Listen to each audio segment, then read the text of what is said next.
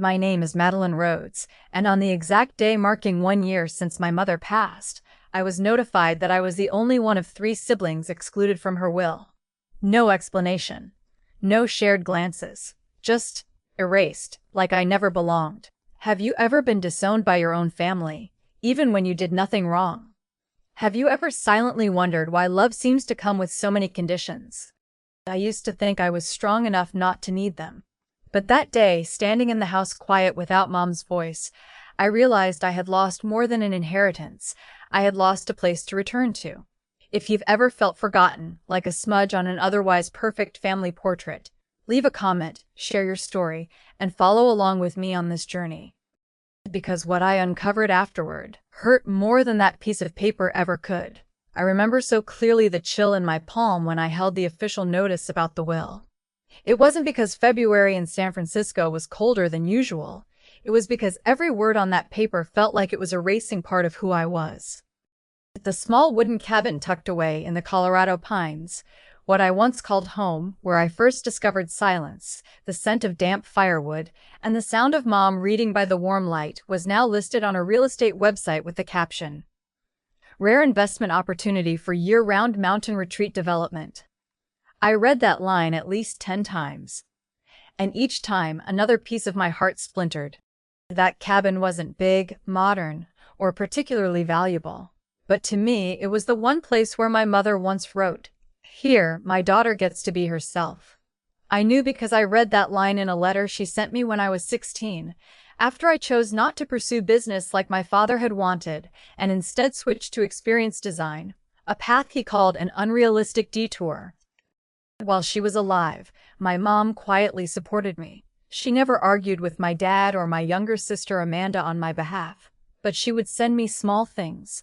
A book she thought I'd love, a hand-knitted scarf, or a folded note tucked inside a letter that read, "Don't let them dim your light." Those little things were the flickers that kept me going through a youth marked by loneliness. And now, even the cabin was no longer mine. I called the family lawyer Mr. Caldwell. He had retired, but still helped with some of our legal matters. His voice was raspy, polite as always. "I understand this may come as a surprise, Madeline," he said, "but the updated will is completely valid. It has all the proper certification, signatures, and 2 witnesses. I have no legal ground to interfere." I swallowed hard. "And the cabin?" I asked, trying to keep my voice steady. "It's designated as liquidatable property, assigned to Mr. Rhodes and Amanda for handling." A long pause followed. I could hear him tapping a pen softly on his desk. "I know this is painful, Madeline, but I believe your mother had her reasons." I nodded, even though he couldn't see me. Those reasons were buried somewhere in pages I had no right to question. I hung up and sat silently by the window. Outside, the city kept rushing forward. Cable cars zipped through intersections, pedestrians bundled in thick coats, breath turning to vapor in the cold air. And I sat frozen in an apartment full of books and sketch pads that once felt like my refuge, now suddenly unfamiliar. I called Amanda. "Madeline?" Her voice sounded like I was a missed call she wasn't expecting. "Did you really put the cabin up for sale?" A pause, then a sigh. We haven't sold it, just listed it. No one's using it." I let out a short, bitter laugh. "Mom made it clear that cabin was meant for me. Mom changed her mind, Madeline.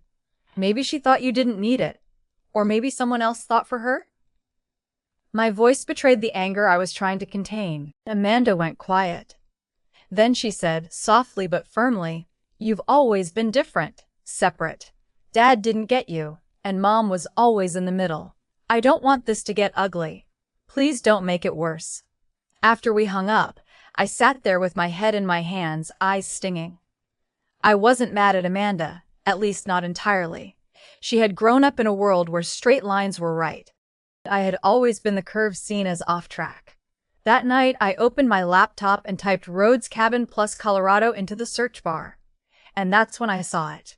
A property listing with full photos, asking price, and a strange comment from a user named Marcy B. I heard the mother intended to leave the cabin to her eldest daughter. What happened? My heart raced. I messaged Marcy through the platform. After a while, she responded. She was an old school friend of my mother's, still living in that nearby mountain town. We exchanged more messages, she said. She used to say the cabin was the only place her eldest daughter felt truly heard. She called it her personal gift. I sat there, stunned. Not because of what Marcy said, but because I knew it was true. That night, I couldn't sleep. I walked around my apartment, opening drawers, pulling out old letters, journals, my mom's notes. And I found it. A folded slip of paper tucked inside one of her old books, written in delicate purple ink. If one day the cabin is no longer loved, bring it back to what is kind and true. I let the paper fall to the floor, and I knew I wouldn't let them sell it. I would return to Colorado. I would keep that cabin, no matter the cost. Don't scroll away. What I uncover next changes everything I thought I knew about my family. I hit the road early Saturday morning, when the city still slept beneath a layer of fog. The rental car carried me over the Golden Gate Bridge, past high-rises, rain-slick streets, and the hurried life I never quite fit into. After 4 hours, the sign "Welcome to Teller County" came into view, and my throat tightened. I hadn't been back in 12 years, and never under circumstances like this. The road leading to our old family land wound beneath the mountain foothills, gravelly and shadowed by pine trees. Last year's snow still clung to the roadside in patches, like memories refusing to melt. The cabin sat deep among the old-growth pines, tucked behind trees as if it, too, were trying to hide from the world. I stopped the car in front of the old wooden gate, its bottom rotted away in places. On the gate hung a small brass plaque, the letters nearly worn off. Rhodes Cabin, 1978. I stepped out, my sneakers sinking into the soft earth, the scent of pine resin drifting through the air. The lock hanging on the gate wasn't the old rusty kind I remembered. It was a new combination lock, clearly installed by Amanda or maybe Dad. I pulled out my phone and called Dave, the land caretaker from back then, an old friend of Mom's, Madeline. "Well, it's been a long time since I've heard your voice," he said, his tone warm, still carrying the rustic ease of the mountains. "I'm standing in front of the cabin, but there's a new lock," I said, trying to sound calm. Dave was silent for a few seconds. "Yeah. Amanda told me to change it. Said they're preparing to transfer the property and need to secure it." I swallowed hard. "Would you be able to come help me open it? I'm not planning to break in. I just need to go inside. Just once." He sighed. "Hang tight. I'll be there in 15 minutes. When Dave arrived, he looked older, noticeably so, but his eyes still had the kindness that used to make me feel safe as a child. He stepped out of his pickup, carrying a small toolkit and a paper bag. "Brought you some apple tea and sandwiches from my wife. Soon as she heard your name, she insisted I bring them." I gave a faint smile, my chest tightening. I took the bag and held his hand. "Thank you." "I don't know what else to say." "You don't have to say anything. Just remember, your mom used to say this cabin was a part of her heart." He unlocked the gate, and the wooden door creaked as it opened. The cabin appeared dim and dusty, but not as abandoned as I had feared.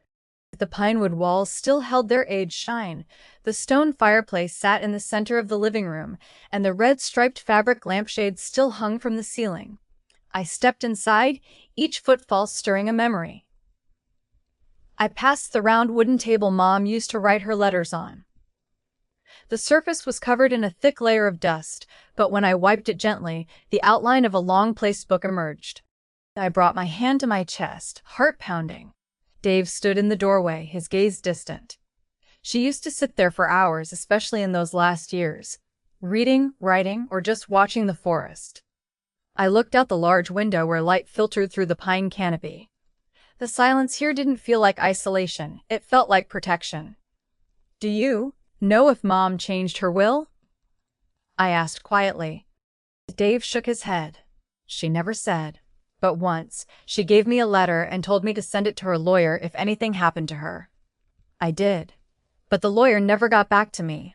After that, Mr. Rhodes handled everything." I turned to face him. "Do you remember what that envelope looked like? When did you send it?" "About 2 weeks before she passed. And I think something was going on between her and Mr. Rhodes then. It got pretty tense." A cold unease settled over me. Something wasn't right. I thanked Dave, saw him off, and spent the entire afternoon cleaning the cabin. I wiped down the wooden floors, dusted the furniture, opened the windows to let in light. When I reached Mom's bedroom, I stopped. Her old bookshelf was still there. I walked over, pulling open each drawer, and in the bottom one, I found something that made my heart race. A thick envelope, unmarked except for a handwritten note on the front, "If Madeline returns." I collapsed to the floor, hands trembling. I opened the envelope, and inside was a long letter and a handwritten copy of a will, dated just 3 days before the official one was announced. In the letter, Mom wrote, "If you're reading this, something went wrong. I'm not sure I'll have time to make everything right. But I want you to know, this cabin is yours. Not out of pity, but because you're the only one who understood it the way I did. If they change the papers, hold on to the truth. No matter what, I'm always with you, Madeline." I don't know how long I cried. I just remember that as night fell outside, I was still sitting on that wooden floor, the letter clenched in my hands, my chest tightening with emotion and a swelling sense of purpose. I left the cabin the next morning, carrying the handwritten will and my mother's letter in the inside pocket of my coat. A thin layer of snow from the night before covered the porch steps, and each footprint I left behind pressed deeper with my growing resolve. I wouldn't let this be buried in silence. The flight back to San Francisco was short, but in my mind, a storm raged. I didn't have strong legal evidence. I knew that. A handwritten will, no notary, no witnesses. But it was the truth. It was my mother's final word, and I couldn't let it be dismissed like a meaningless scrap just because someone else wanted to control everything after she was gone. As soon as I got home, I called my personal attorney, Grace Holloway, the same woman who had helped me navigate a major client contract last year. Grace wasn't the emotional type, but she listened as I read my mother's letter aloud without interrupting. Then she gently asked, "Are you sure there's no other copy that was notarized?" "No, this is the only one. My mom sent it in a handwritten envelope, hidden in her bookshelf. She supposedly gave another copy to the family's old lawyer, Mr. Caldwell, but it looks like that was never filed." Grace was quiet for a moment. "I don't want to give you false hope. California law is very clear. A will without notarization or witnesses has very limited legal standing, especially if a fully notarized version was submitted afterward." I nodded, though she couldn't see me. "I understand. But this shows something suspicious." "Then that's where we start," Grace said. "We can file a motion to review the estate records, request access to any correspondence your mother had with her lawyer, and see if there's any indication that someone influenced or altered her decisions near the end." "You mean?" "I've worked cases where coercion played a role. A will altered during someone's vulnerable final days, potentially guided or pressured by those around them. If we find evidence, we can reopen the case." I gripped the phone tightly. "I don't want to sue my dad or Amanda. I just want to keep the cabin." "I understand, but to do that, we need to get them to the table. And to make them come to the table, you'll need more than a heartfelt letter." I knew she was right. Emotions, no matter how deep, weren't legal tools. But justice, if there was still a thread of it left in this mess, I was going to chase it. That afternoon, I went to Amanda's office. My younger sister worked at a major media company downtown, in a sleek glass building with elevators that moved so fast they made your ears pop. I called ahead, but her assistant said Amanda was in a meeting. I left a message. "Tell her I need to speak privately. It's about the cabin." 10 minutes later, Amanda called me back herself. "Why are you here?" "I need to talk. Just once. No arguing." She sighed. "Cafe across the street. 5 o'clock? 15 minutes. I got there 10 minutes early and sat in the corner, holding a cup of tea I couldn't bring myself to drink. Amanda walked in right on time, wearing a deep brown coat, her hair pulled into a neat bun, makeup lightly done like she was walking into a board meeting, not meeting her sister. She sat down, no smile, no small talk. "What do you want?" I placed Mom's letter on the table and gently pushed it toward her. Amanda glanced at it but didn't touch it. "What is this supposed to mean?" "It means Mom never meant for the cabin to slip out of my hands." She let out a dry chuckle. "You know it's not legally valid, right? Dad filed the official version. Everything's in order. I'm not asking for a share. I'm not suing. I just want the cabin. Just that one place. Amanda was silent. Then she looked up at me. I don't want to sue my dad or Amanda. I just want to keep the cabin. I understand, but to do that, we need to get them to the table. And to make them come to the table, you'll need more than a heartfelt letter. I knew she was right. Emotions, no matter how deep, weren't legal tools. But justice, if there was still a thread of it left in this mess, I was going to chase it. That afternoon, I went to Amanda's office. My younger sister worked at a major media company downtown, in a sleek glass building with elevators that moved so fast they made your ears pop. I called ahead, but her assistant said Amanda was in a meeting. I left a message. Tell her I need to speak privately. It's about the cabin. 10 minutes later, Amanda called me back herself. Why are you here? I need to talk. Just once. No arguing. She sighed. Cafe across the street. 5 o'clock? 15 minutes. I got there 10 minutes early and sat in the corner, holding a cup of tea I couldn't bring myself to drink. Amanda walked in right on time, wearing a deep brown coat, her hair pulled into a neat bun, makeup lightly done like she was walking into a board meeting, not meeting her sister. She sat down, no smile, no small talk. What do you want? I placed Mom's letter on the table and gently pushed it toward her. Amanda glanced at it but didn't touch it.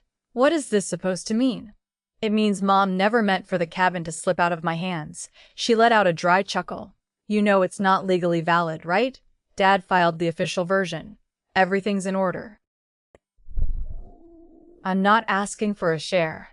I'm not suing. I just want the cabin. Just that one place. Amanda was silent.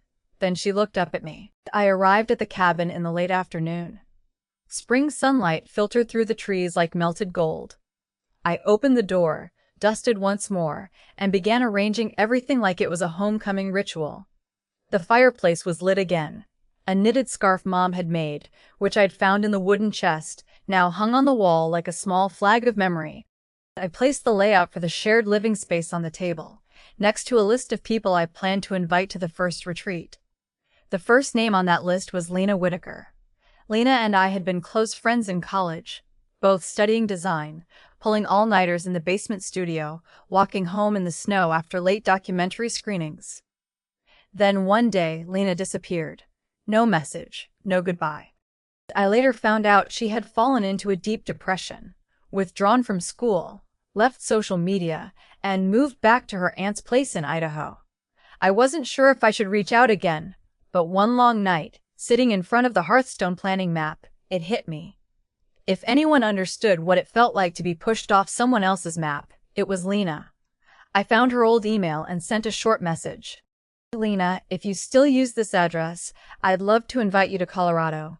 Not just to visit the cabin, but to help me build something. A place for people who were told they were wrong. I don't expect anything. Just an honest reply. Maddie. I didn't wait. I kept working, sketching the shared space layout, making materials lists, contacting local contractors, asking about renovation permits. But just 2 days later, I got a reply. Maddie. Cabin. Hearthstone. I've been rereading those 3 words all night.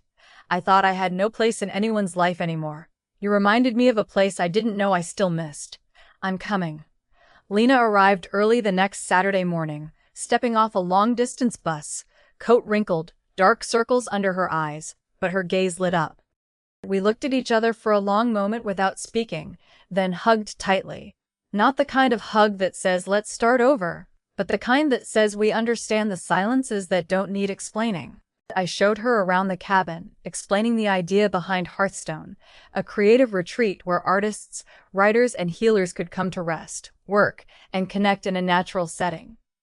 So you're building, like, an art camp? Lena asked, her eyes scanning the quiet forest edge. Not exactly, I said. I want this place to be free of production pressure, deadlines, exhibitions. Just time, space, and presence. Then who's going to come here? She asked. I sat down on the cabin's porch, the breeze brushing past my sleeves. People like you, people like me, people who've been labeled different, but who still have enough fire to keep going. Lena was silent for a long time, then nodded gently. Then let me help you rebuild the loft. That's where we started, by removing the old planks, clearing out cobwebs, remeasuring and redrawing the loft plans.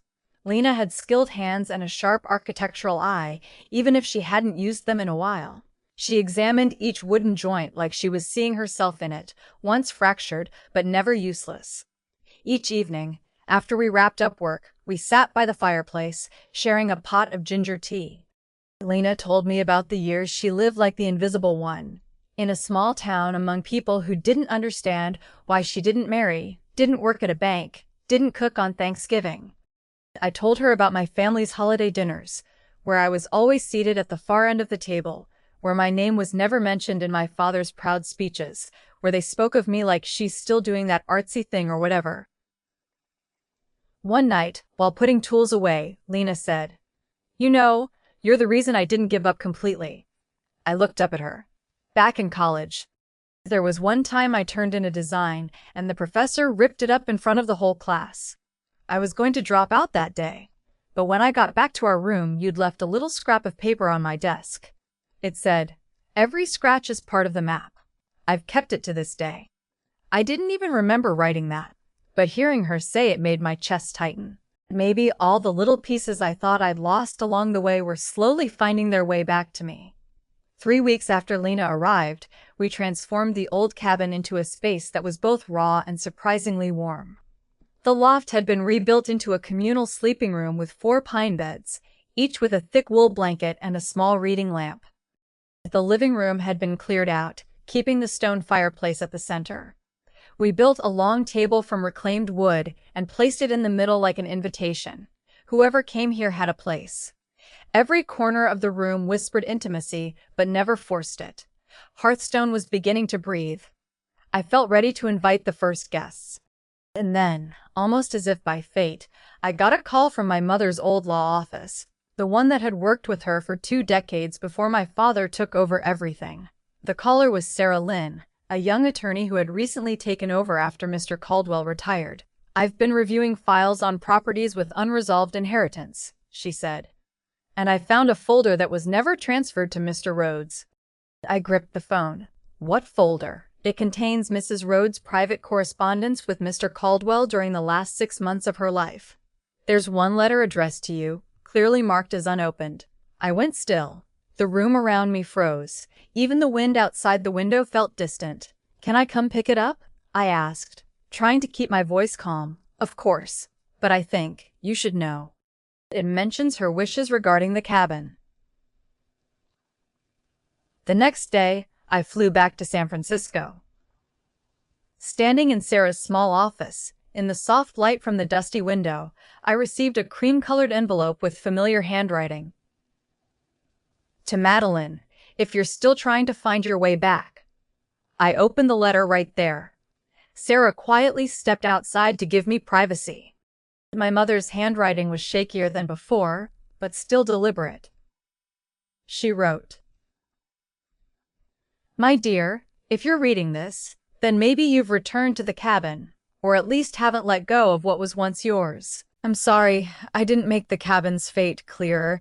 I sent a handwritten version to Mr. Caldwell, but when he retired early, I didn't expect everything to shift like it did.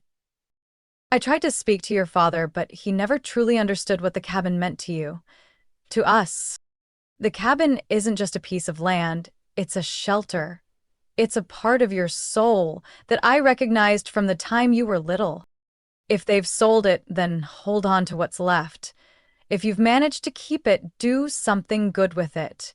Make it a place of healing, not just for you, but for others too. I've always believed you see the world through eyes no one else in this family could understand, and that is a gift. Don't let them convince you it's a flaw. With all my love." I folded the letter and held it to my heart, as if I could hear her whisper through the paper. When I returned to the cabin, late spring had arrived. The wind was warmer and wildflowers were beginning to crowd the edges of the dirt road into the woods. Lena stood on the porch, holding a large drawing. "Maddie, what happened?" she asked, seeing my face. I handed her the letter. She read slowly, line by line, then fell silent for a long while. "You know," Lena said, "maybe your mom couldn't protect you from everything that hurt, but she gave you something no one else can take. The true meaning of this home." I nodded. That night, I dug through the old bookshelf drawer that had belonged to my mom. Behind a stack of journals, I found a thick brown folder with a paperclip labeled Hearthstone Project Original. I opened it. Inside was a cabin layout, but not the one we had now. It was a complete redesign, split into 3 parts: a communal living space, a lodging area with small private rooms, and an open creative studio facing the woods. At the bottom of the sketch was a signature. Margaret Rhodes, April 2015. I could barely breathe. Mom had redrawn the entire home for something that looked exactly like what I was trying to build. I handed the blueprint to Lena. "Do you see?" I whispered. "Mom started Hearthstone before I ever did." Lena looked at me, her eyes shimmering. Then, "I'm going to help you finish this." We began adjusting the design to fit the cabin's current condition. Every change honored my mother's original spirit: reclaimed wood, eco-friendly materials, open spaces, quiet atmosphere, and a deep respect for nature. I sent out letters to a few names on my original guest list: a novelist who had quit after harsh criticism, a widowed photographer trying to rediscover himself, and a middle-aged woman who had just left a loveless 25-year marriage. I didn't know if they would come. I only knew this: Hearthstone was no longer just a solitary idea in my head. It was the final lifeline my mother left behind, and the one part of me that could never be taken. What would you do if your entire truth was buried in someone else's silence? I didn't expect the story of Hearthstone to spread so quickly. Just a week after sending my first emails to a few old acquaintances, the invitations rippled outward like a pebble dropped in a still lake, waves upon waves expanding further, not through the media or social networks, but through whispered words shared between those who had been silent too long. A kind of quiet calling, born from broken dreams, unspoken pain, and long-forgotten belief. Then I received a short message from an unlisted number. "This is Jackson. If you're really rebuilding Hearthstone, I'd like to come. And I have something to tell you about the Rhodes family." I stared at that name for a long time. Jackson Rhodes. My cousin. Once a curly-haired boy who loved sketching comic books during Thanksgiving dinners. Estranged from the family after coming out at 19. Labeled the lost one, and almost never spoken of again at reunions. I hadn't seen him in over 10 years. I replied, "Hearthstone always has a place. If you really want to come, the cabin light is still on." 3 days later, Jackson arrived. I was splitting wood behind the cabin when I heard an engine. An old Jeep caked in dust. Jackson stepped out. Taller than I remembered, with a scruffy beard and a denim jacket torn at the shoulder. But his eyes hadn't changed. Still the same eyes that once handed me a handmade comic book when no one gave me a 16th birthday present. "Hi, Maddie," he said, standing a few steps away. "Didn't really think I'd drive all the way out here, but then my feet just kept going." I set down the axe, wiped my hands on my jeans. "I didn't think you'd come either, but I'm glad you did." We hugged, not long, not awkward, just enough to know we both still longed to be seen. Jackson looked around. "It still smells like pine, wood smoke, and mint tea, huh?" I chuckled. "Mom kept that same tea until the end. I still have a few packets tucked away in the kitchen cabinet." We went inside. Lena was setting the table for dinner. When I introduced them, she gave a simple nod and extended her hand. "I'm Lena. I hammer, build tables, and tell stories after dark." Jackson smiled. "Nice to meet the cornerstone of Hearthstone." We ate lentil soup and seed bread. On the table sat a vase of wildflowers Lena had picked that morning and a small candle I lit whenever someone new arrived. No one asked why Jackson came. At Hearthstone, people don't ask before you're ready to share. After dinner, while Lena tidied up in the kitchen, Jackson and I sat on the porch. Moonlight sparkled through the pine branches, and the fire inside still glowed with a gentle heat. Jackson was quiet for a long time. Then he said, "I came because I heard. You weren't mentioned in the will." I nodded. "Word travels fast, huh?" "Not really, but I still keep in touch with Sarah, the new lawyer. She used to be friends with a friend of mine." I turned to him. "You stayed in touch? Then why does everyone think you disappeared?" He shrugged. "Because that's what they wanted. I didn't cut anyone off. They just stayed silent long enough until I understood I wasn't welcome back." I froze. That sentence, it sounded like something I'd whispered in my own head too many times. Jackson pulled out a small, folded piece of paper from his jacket pocket, worn at the edges. "I found this when I was helping clean out our grandparents' old place. It was stuffed behind a drawer like someone hid it. It's a draft of a will." "In Margaret's handwriting?" "Grandma's." I opened it. Her handwriting was clear. "If I pass before I can legally revise the will, I wish for the Rhodes cabin to go to Madeline. Because she needs that place, and if the cabin is divided or sold, give Jackson his share as a way to make amends." I choked up. "Make amends for what?" I asked, my eyes stinging. She knew who I was, and she didn't hate me for it, but she didn't have the courage to say it aloud. Afraid of Grandpa. I think she tried. We sat in silence under the trees, an emptiness slowly filling, not with anger, but with the things left unsaid, the memories hidden away, the letters never mailed. I turned to Jackson. "So, what do you think of Hearthstone?" He looked back at the cabin, where firelight glowed through the windows. "I think this is the first time I've seen a Rhodes build something not to hold on to property, but to hold on to spirit." I didn't respond. I just held his hand in the quiet night, as the wind and crackling wood whispered the same truth. We, the forgotten ones, were finding each other again. Not through blood, but through the will not to disappear. That morning, I woke earlier than usual. Not from the wind rushing through the pines, or the fire burning out after midnight, but because my heart was pounding, like it knew something was about to change. Today was the first day of our trial retreat, the soft launch of Hearthstone that Lena and I had been planning for 2 months. 18 people had confirmed they were coming. Every single one had been handpicked with my whole heart. People who had once sent me timid emails, hesitant messages, quiet confessions that they'd never been invited anywhere without conditions. They wrote, "Thank you for seeing me, as someone who still matters." I didn't know exactly what wounds they carried, but I knew they held the same question I did. Is there still a place where I belong? The cabin lights were on before dawn.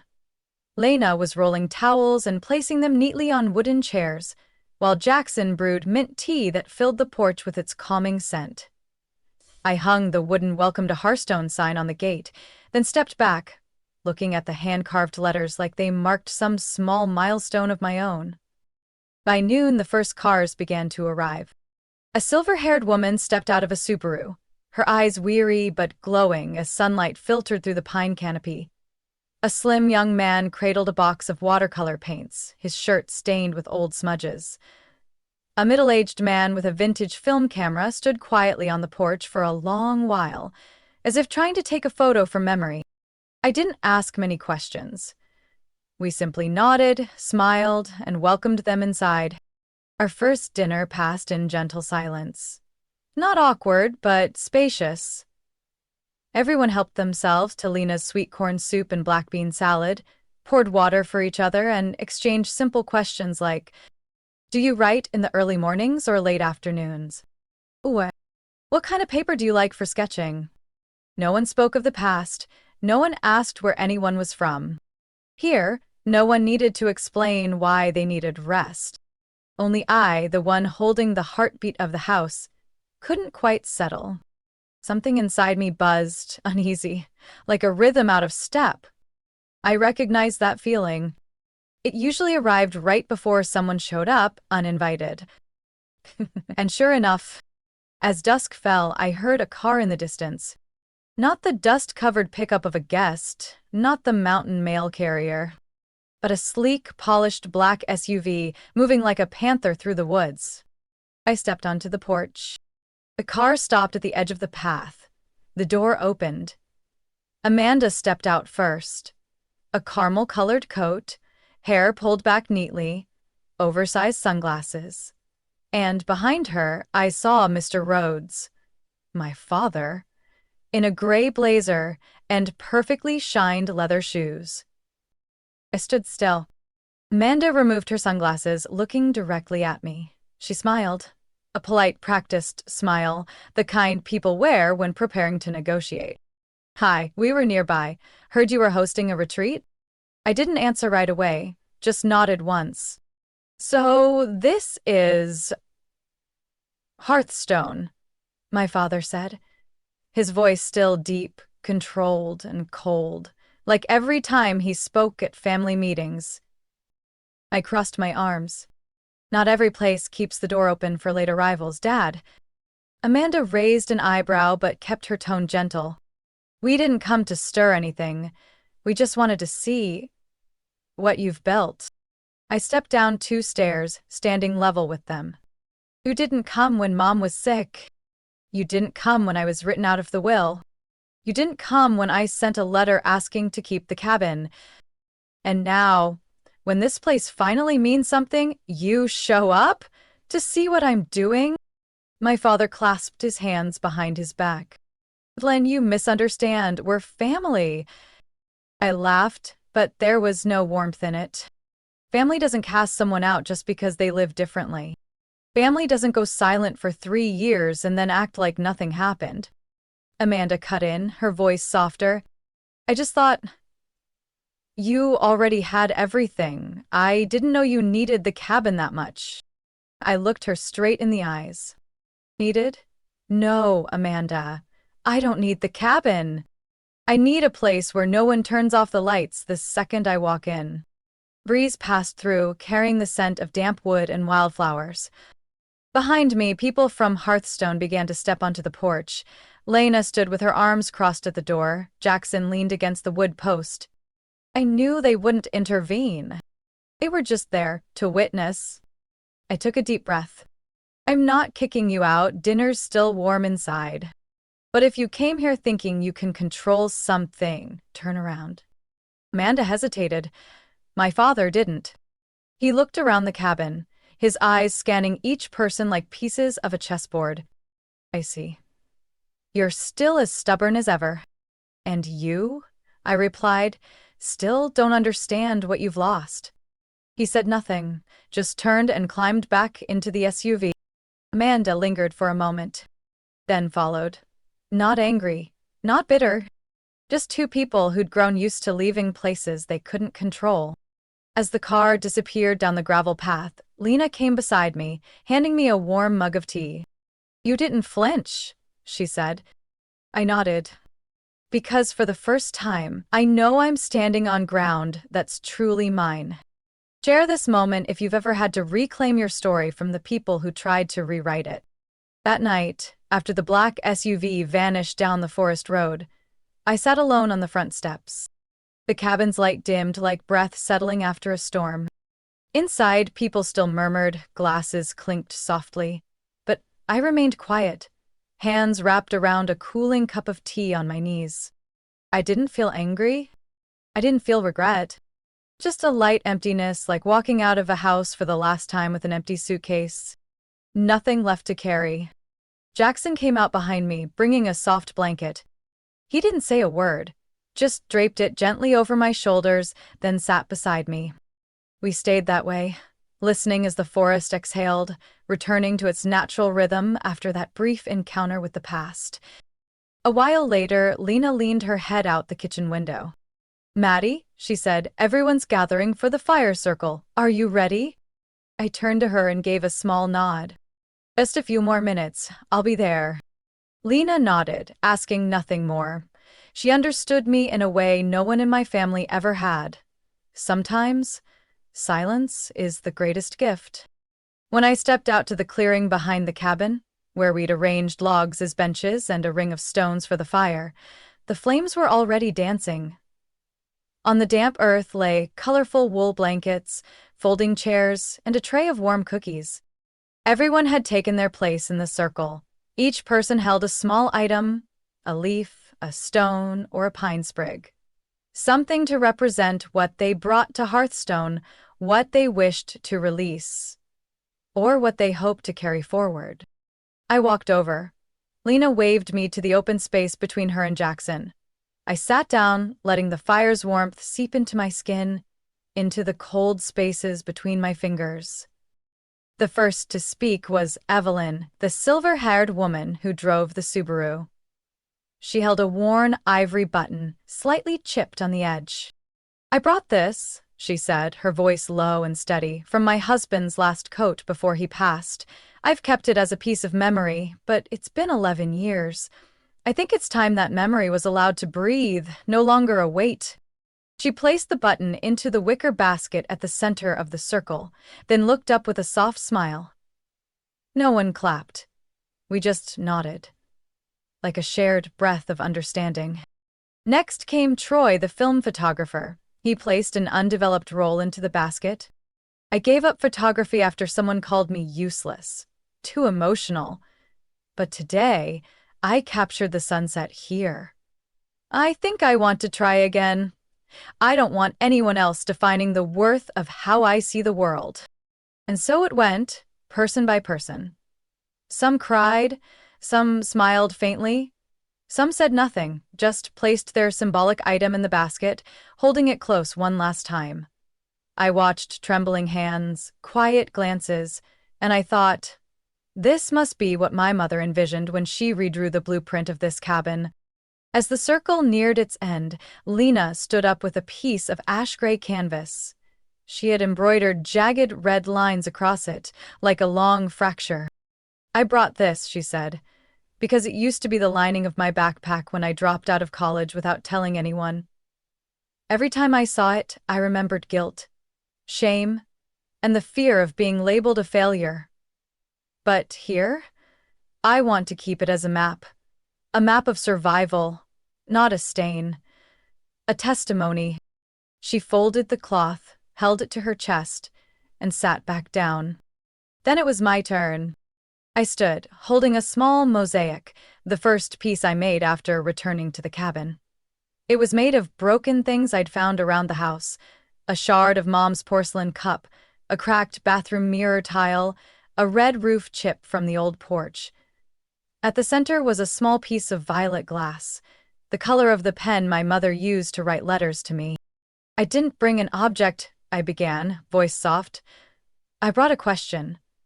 For years I asked myself, if no one sees your worth, does that worth even exist? And then I realized, sometimes people don't see you not because you don't shine, but because they've been wearing sunglasses their whole lives. A few chuckled. Someone gave a quiet, Hearthstone, I continued, isn't the answer to every pain. It can't replace apologies that were never spoken, but it's an invitation. A place where you can sit down, lay your burdens down, and breathe with people who don't need you to be perfect in order for you to stay. I placed the mosaic in the center, beside the basket. And me, I'm staying. Not to wait for validation anymore, but to live in what I believe is beautiful.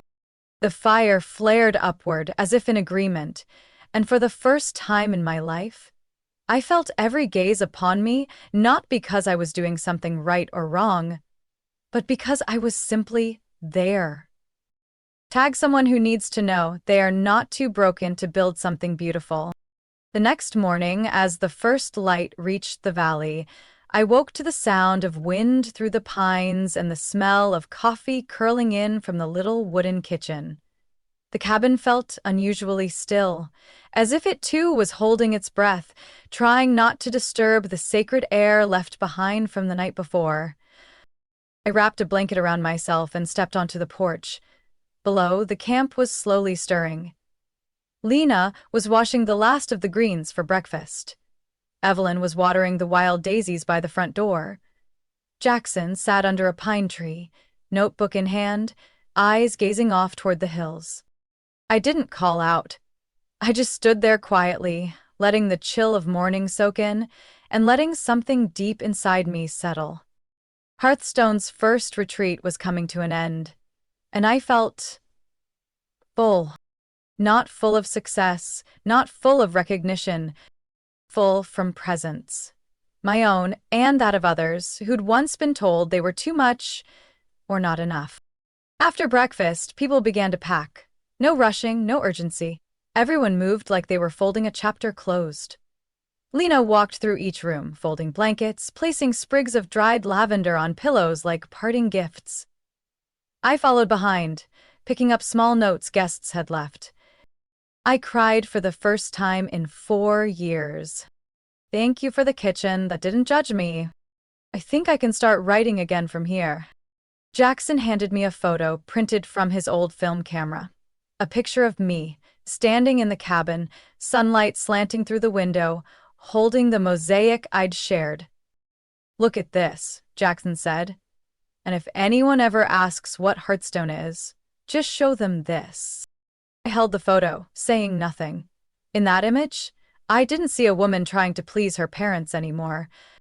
I saw someone writing the first line of her own chapter. When everyone gathered one last time in the back field, by the smoldering fire, Lena brought out a large wreath made of plants from around the cabin, daisies, eucalyptus, asters, and a few scraps of old cloth tied as ribbons. She placed it in the center of the circle and said, "No one leaves Hearthstone the same as they arrived. But change doesn't mean you were wrong before. It just means you've taken another step." Each person touched the wreath in turn, a silent ritual of goodbye. No tears, no applause, just a stillness, deep enough to hold all feeling, without needing words. When the last car door shut and the final vehicle rolled down the dirt road, I stood on the porch, watching until it was nothing more than a fading trail of dust. The house was quiet again, but it wasn't lonely. It breathed with me. Evening settled slowly as I stepped into the kitchen. The fireplace still glowed with embers and the scent of burning pine lingered in the air. I reached for the original Hearthstone project notebook and flipped to the last page. I was going to write something to close it all out. But then I stopped. Instead of writing, I pasted in a small yellow sticky note with my mother's messy handwriting, cut from an old letter. "Not everyone knows how to love you the way you need, but you still have the right to keep your flame alive, even if they can't see it." I closed the notebook and placed it on the shelf. The words were enough. Now it was time to live. Later that night, Lena and I sat on the rocking chairs out on the porch, each holding a small glass of wine. She turned to me. "Have you thought about what you'll do next?" I took a sip, eyes on the stars glittering against the deep black sky. "I'm not sure. Maybe a fall edition of Hearthstone. Maybe just quiet days in the woods. But I do know this.